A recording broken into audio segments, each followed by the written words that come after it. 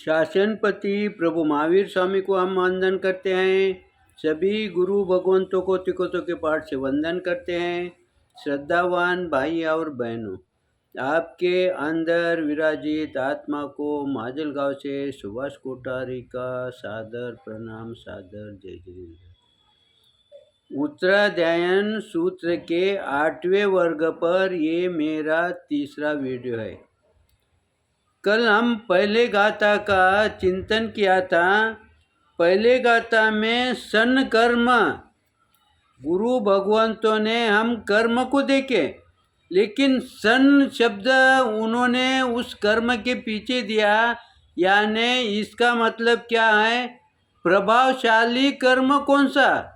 सभी कर्म प्रभावशाली ही होते हैं, लेकिन उनमें अगर तुलना करनी होगी तो प्रभावशाली कर्म कौन से है, जिसका वो चिंतन कर रहे हैं या वो चोरों को समझा रहे हैं। अब आगे हम देखते हैं वो कैसे कैसे, क्योंकि प्रभावशाली कर्म कौन सा उन्होंने दिखाए है।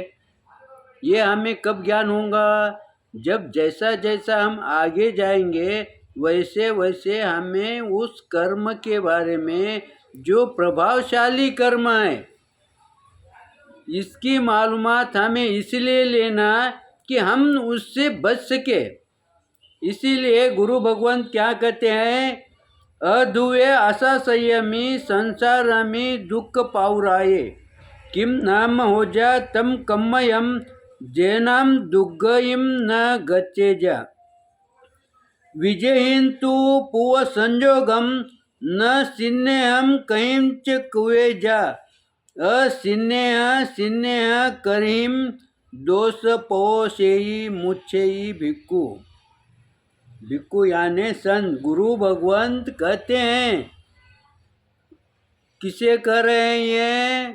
उन चोरों को, लेकिन वो उनका माध्यम है, वो हमें समझा रहे हैं। कोई भी बात हम माध्यम को छोड़ के उसके जगह पर वहाँ पर हमें रखना चाहिए। इसीलिए गुरु भगवान समझाते हैं कि कर्म सभी प्रभावशाली है, लेकिन उनमें से भी अति प्रभावशाली कौन से हैं, उनके बारे में उन्होंने हमारा ध्यान आकर्षित किया है। इसीलिए हम देखते हैं कि गुरु भगवान क्या कहते हैं। गुरु भगवान कहते हैं, पूर्व संयोग, गुरु जो संत होते हैं उनको कहाँ रहना पड़ता है, कहाँ विचरना पड़ता है? उनके पूर्व के माता पिता है, परिवार वाले है, भाई बहन है, संसार है, पहले के जो मित्र लोग हैं, आजू बाजू वाले लोग हैं, उनके अंदर ही उन्हें भ्रमण करना पड़ता है। संन्यास लिया इसका मतलब, दीक्षा ली इसका मतलब वो इनसे दूर जाते हैं क्या? और अगर वो दूर भी गए तो परिवार वाले, सगे संबंधी उनके दर्शन के लिए नहीं आएंगे क्या? तो इसीलिए गुरु भगवंत कहते हैं कि जब भी वो संसार से जो बंधे हुए थे पूर्व में, जब हम दीक्षा लेने के पहले जिस संसार से बंधे थे, जिस परिवार से बंधे थे, उनके प्रति हमारा जो स्नेह रहा है वो बार बार उभर कर आता है। कब आता है? जब वो सामने आते हैं। यदि हम सामने नहीं गए हैं, वो अगर दर्शन के लिए आए, तो फिर पिछली बातें हमारे ध्यान में आएंगी कि नहीं? आज हम साधु हुए हैं, तो साधु हुए इसका मतलब क्या है? पीछे की बातें भूल जाती है क्या?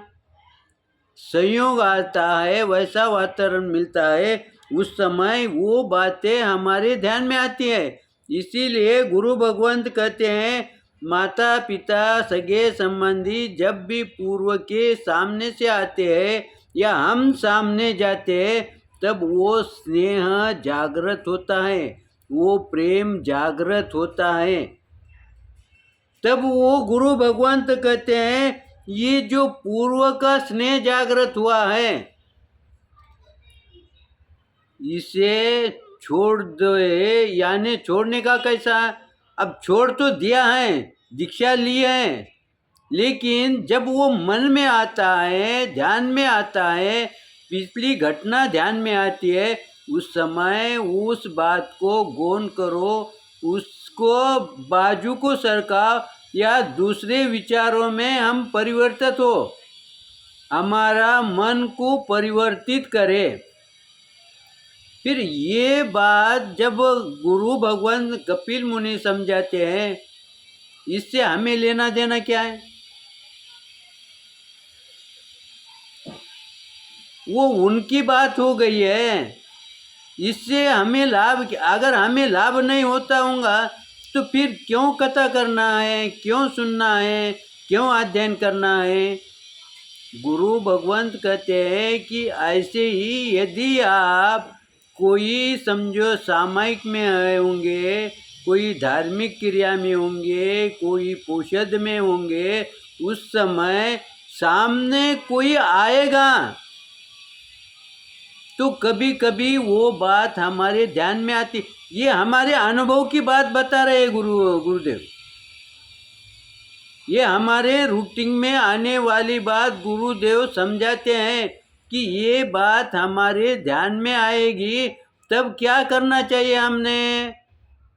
उस समय क्या करना चाहिए? उस समय यही करना चाहिए, अरे मैं तो अभी सामयिक में हूँ, मैं अभी पोषद में हूँ, इसीलिए कभी कभी हम पोषद में भी होते हैं। उस समय क्या करते हैं, हमें याद नहीं रहती, कोई चीज़ को हम हाथ लगाते हैं या कोई चीज़ के प्रति हम आकृष्ट हो जाते हैं। लेकिन जब हमारे बाजू में हमेशा प्रति 15 दिन को पक्की पक्की पोषद करने वाला साधक होता है, वो हमें क्या समझाता है? अरे ये पोषद में नहीं करना, ये उचित नहीं है। वो कैसा समझाता है?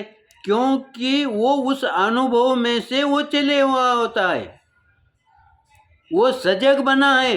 अभी हम पहले पोषद में, पहले सामायिक में हम उतना सजग नहीं रहते हैं, इसीलिए गुरु भगवान समझाते हैं कि बार बार तुम्हारे से गलती होंगी, तो उस समय हम उस साधना से, उस पथ से विचलित नहीं होना, और विचलित होना नहीं होते हुए तुम लगातार अगर साधना में लगे रहेंगे। कौन से साधना में लगे रहेंगे? सभी पोषद तो नहीं करते, सभी सामायिक तो नहीं करते, सभी माला तो नहीं फेरते, लेकिन जब हमारा कोई 24 घंटे के अंदर 1 घंटे का समय होगा, आधे घंटे का समय होगा, उस समय हम सजगता से, एक रूपता, तो इससे क्या होगा? इससे हमें लाभ क्या होगा? इससे लाभ ये होगा कि हमारा मन एकाग्र होने में सहायक बनेगा, और हमारे जो परिवार के प्रति, संसार के प्रति जो स्नेह के बंधन गाढ़े बने हैं ना, वो पतले होने में सहायक बनेंगी, वो खुलने में सहायक बनेंगे।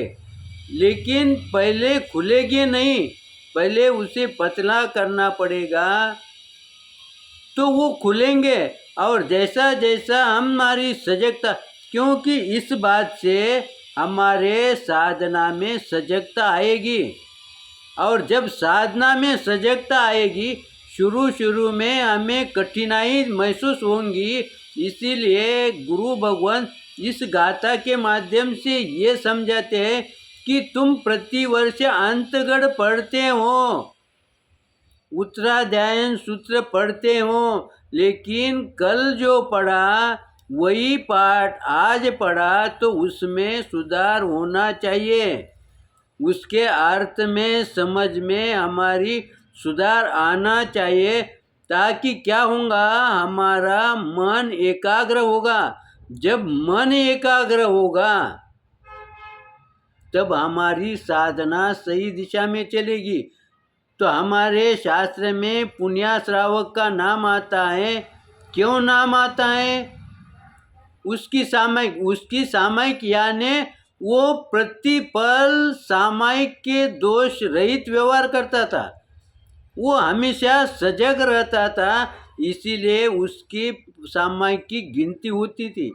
आज हम क्या करते हैं, हमारी सामायिक कब होती है, हम दूसरे बातों में लग जाते हैं और जिस लिए उद्देश्य सामायिक लिया वो सामायिक का उद्देश्य हमारा बाजू को रह जाता है।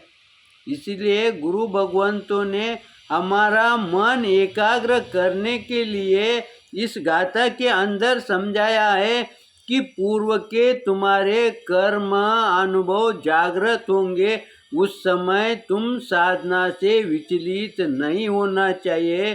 समय को देखते हुए हम यहाँ पर रुकते हैं। मेरे विश्लेषण के अंदर कुछ उल्टा सुल्टा विपरीत आया होगा तो आप क्षमा करेंगे, सही आया होगा तो लाइक करेंगे, शेयर करेंगे। इसी आशा के साथ ओम शांति।